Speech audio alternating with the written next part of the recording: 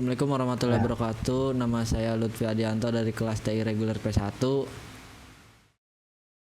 perkenalkan nama saya Aruka Wijaya dari kelas TI reguler P1. Di sini kami akan mempresentasikan ide proyek akhir text mining. Untuk latar belakang di sini kita ada dalam era digital jumlah berita online sangat besar. Khususnya berita korupsi seringkali muncul namun tidak terkategorisasi secara otomatis.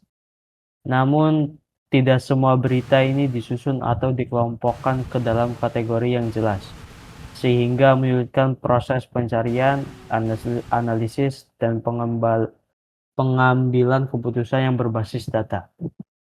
Tanpa klasifikasi otomatis, analisis isi media membutuhkan banyak waktu dan tenaga manusia untuk membaca dan mengelompokkan berita secara manual. Oleh karena itu dibutuhkan pendekatan berbasis teknologi yang mampu mengotomatisasi proses klasifikasi ini agar dapat mengidentifikasi kategori berita secara cepat dan konsisten. Next. Untuk tujuan dalam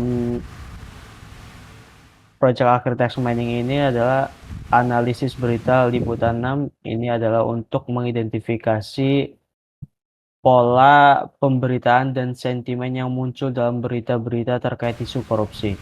Hasil analisis ini bertujuan untuk kalangan akademisi, peneliti, media, serta pihak-pihak yang berkepentingan dalam memahami tren pemberitaan di media digital.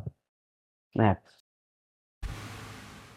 Untuk dataset yang kami gunakan dalam penelitian ini diperoleh dari Kaggle dengan fokus utama pada artikel-artikel yang membahas isu korupsi, khususnya yang berkaitan dengan kasus Pertamina, yang berjudul Berita Korupsi Pertamina, ada di liputan 6.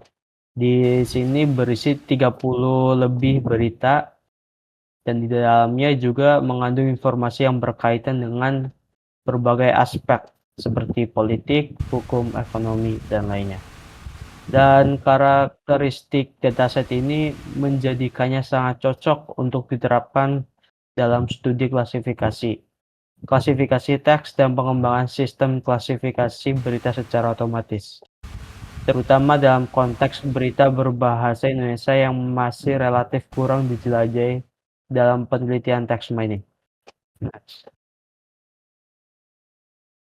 Untuk pendekatan metodologi yang kami gunakan adalah untuk yang pertama adalah load dataset, yang kedua labeling otomatis, dan yang ketiga pre-processing atau pembersihan dan stopboard, dan yang keempat steaming atau sastrawi, yang kelima word embedding atau word to fact, yang keenam training model atau SVM, dan yang terakhir kita menggunakan yang ketujuh, prediksi, evaluasi, dan visualisasi. Nah, untuk diagram alur yang kita ambil adalah, untuk yang pertama kita ambil dataset, lalu kita pre-processing terlebih dahulu, lalu kita lakukan steaming, dan kita juga lakukan word embedding, lalu kita lakukan train test split, lalu kita lakukan pelatihan SVM, dan untuk yang terakhir kita lakukan prediksi, evaluasi, dan visual. Next. Dan untuk visual distribusi ini lain-lain menyentuh sampai 240 kurang lebih, dan untuk ekonomi itu hanya menyentuh sekitar 20, dan untuk hukum itu sekitar 18. Dan untuk visualisasi confuse matrix itu di baris pertama yaitu ekonomi. Untuk berita ekonomi itu ada 7, dan yang benar itu ada 6, dan yang di kolom lain-lainnya itu 1. Dan untuk baris yang kedua yaitu hukum. Hukum itu beritanya benar semua. Dan untuk lainnya itu berisikan 59 dan 11 lainnya itu benar, 38 itu bisa diklasifikasikan menjadi hukum dan 10 bisa diklasifikasikan menjadi ekonomi.